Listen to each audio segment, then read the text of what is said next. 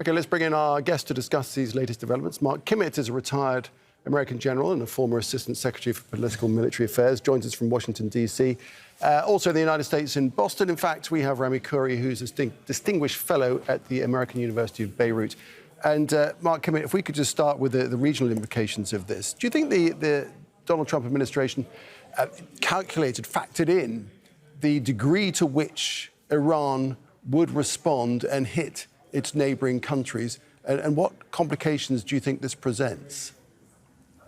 Well, I think he was surprised that the Iranians had done that. No doubt the planners had seen that as a contingency, and you could see that they brought additional equipment in, primarily air defense, to handle that contingency. But I think it wasn't a surprise in terms of an attack. I think it was surprising in terms of the volume. The implications, there are two schools of thought. Number one, that this will harden the region's defenses and hatred for their sworn enemy.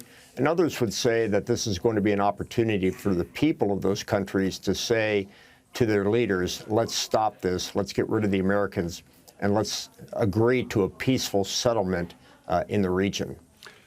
Rami Khouri, it's a difficult line for Gulf countries to tread, isn't it? How to get on the front foot on this without escalating the situation. As usual, this is a situation that is revealing, unfortunately, I think, the limited sovereignty of most Arab governments, almost all of them, their inability to take decisive steps either with or against the United States or with or against Israel, even in this condition of brutal warfare, because they're so dependent on Western countries, the U.S. and Europeans and others. So this is a real dilemma for the Arab world. They get together, they make a statement, and that's about it.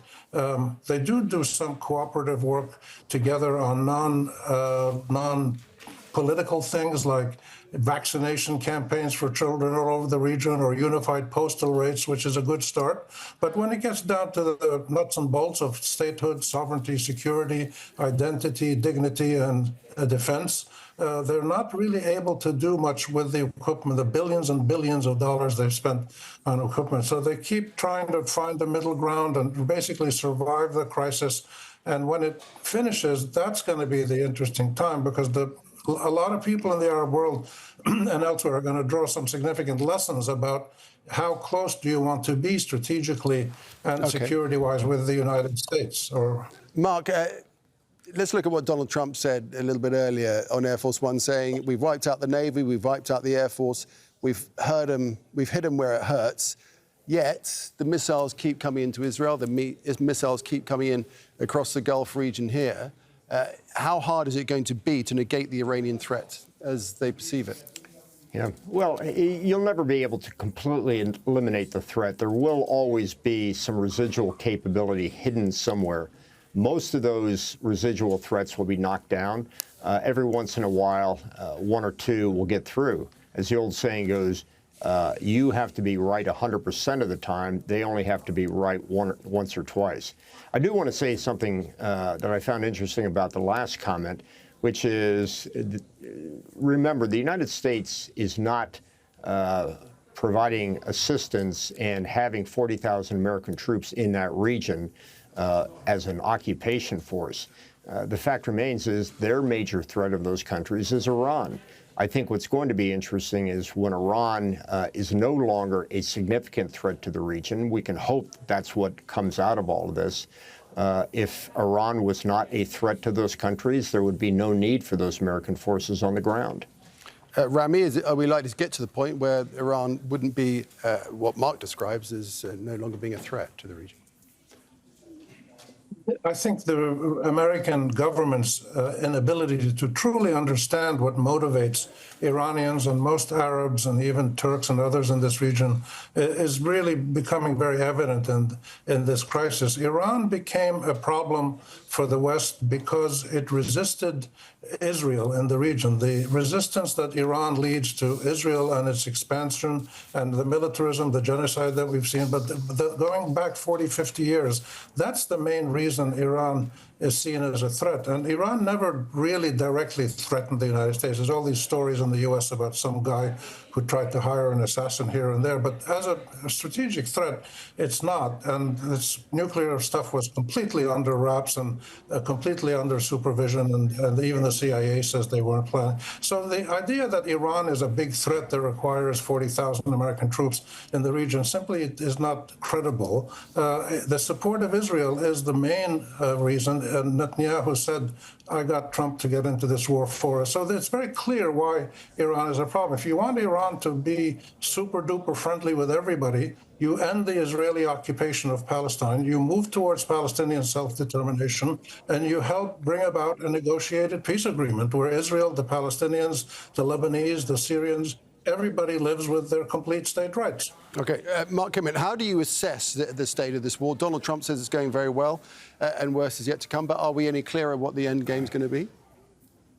Not really, but first of all, let me respond to that last comment. I mean, anybody that thinks that the world is going to be at peace, that Iran is going to put down its weapons and become a peaceful nation in the region if the Israelis come to an agreement, I think that's hope, not fact. Now, in terms of the progress of the war, the fact remains is I think there's been substantial military success on the ground. But in many ways, military success does not seem to be leading to military victory. It reminds me of Vietnam when we were doing body counts as the predicate for victory, and we knew how that worked out. And I think destroying all of the military capability of the Iranians as a end state strategy and victory will have equally unsuccessful results. Rami, a quick response to Mark, if you would. And then I'd just like to ask you about what the Israeli army spokesman was talking about, the fact that movement restrictions had not been lifted in Israel. And you might have expected that to have happened already, but not being lifted because of the incoming Iranian threat. Well, the threat in Israel is from Iran and from Hezbollah both, more from Iran. And we're not sure what capabilities the Iranians have. They keep talking about these hypersonic missiles and things, and they say they're going to start using them now. But we'll just have to wait and see what happens there. And I think Mark Kimmett was right in a way that you can't just look at body counts or weapons that have been destroyed or whatever. Countries become aggressive when they're aggressed against. The Iranians have suffered almost a century and a half of foreign intervention by the Russians, the British, the Americans, the Iraqis, the Israelis, and now the Americans again. And they refuse to put up with it. It's one of the reasons that the Islamic Republic was created in the first place. So I think the Iranian people, a lot of them really dislike their regime. But what everybody in Iran dislikes is foreign governments coming to tell them what to do. If one foreign power were to come and say, let's bring all of you together into a peace conference, like, say, the Madrid conference years ago, that was one of the few times when the U.S. did something that I thought was sensible. If you had a resolution of the underlying major conflicts in the region, which is the Arab-Israeli conflict, these other ones would slowly dissipate. And the Saudis and the Gulf states were slowly trying to calibrate their relations with Iran because they understand that a long-term battle between Iran and the Arabs is only going to lead to dead Iranians and Arabs and nothing else. OK, gents, we're going to have to leave it there. I do appreciate your perspectives on this important story. Mark Kimmett and Rami Khouri, thanks very much. All right.